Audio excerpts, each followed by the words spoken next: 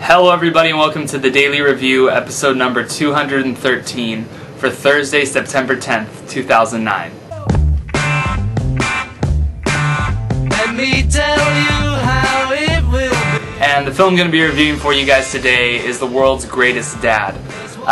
This film is written and directed by Bobcat Goldthwait, and it stars Robin Williams, and he's playing a father who has a son who, for a lack of a better word, is a total douchebag. He hates just about everything. He thinks music is for fags.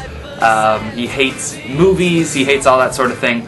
Robin Williams is also secretly dating this teacher at his school. Robin Williams is also a teacher, and he's an aspiring writer. He's written 5 novels.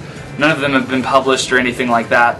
And I'd like to go to IMDb because I'm gonna try not to spoil anything for this movie for you guys.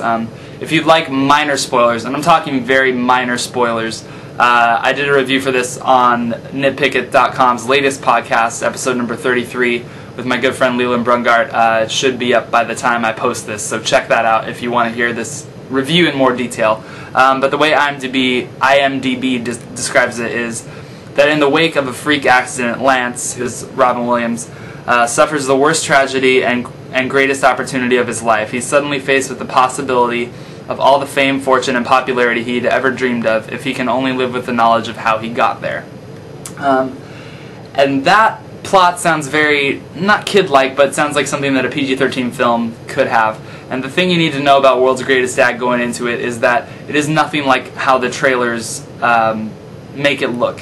It's a very, very dark, almost black comedy with kind of disturbing subject matter. Some people might say it's vulgar, it's crude. There's a lot of things going on that you would feel uncomfortable watching watching this film with your parents. I think World's Greatest Dad is a pretty solid film. I think if people make dark, and I'm talking really dark comedy right, it can be very successful and very well done. And I think Bobcat Goldthwait has done that here. I don't think he follows it up perfectly, but I'm going to get into that in a second. I think Robin Williams gives a fantastic performance, and this is the type of performance that I prefer to see Robin Williams do, which is kind of a more toned-down version of his zany self. He definitely has his moments. There's one where he's uncontrollably laughing in the teacher's study lounge over something that somebody said, which is very Robin Williams-esque, and it's very well done. But a lot of the serious and more dramatic moments of this film he handles with real grace, and like, this guy is a good actor. It just reminds you that Robin Williams is more than just this really crazy comedian. I think World's Greatest Dad is not going to be for everyone. It deals with a lot of things like asphyxiation, which is the way basically like choking yourself while masturbating. That's one of the very first scenes right off the bat. He catches his son doing that. There's a lot of crude humor to this film, a lot of swearing, a lot of vulgar sexual talk. So if people aren't comfortable with that, you might not like this type of film. But I think World's Greatest Dad, for the most part, delivers a very solid, dark, black comedy. My one problem with the film is that probably towards the last 15 to 20 minutes, Bobcat Goldthwait, the writer-director, takes the film to a very nice and neat territory, and I feel that the material in this film is so dark, and it's saying so much, especially about our current society, with Michael Jackson's death and how people have responded to that after he died as opposed to how they responded to him before he died.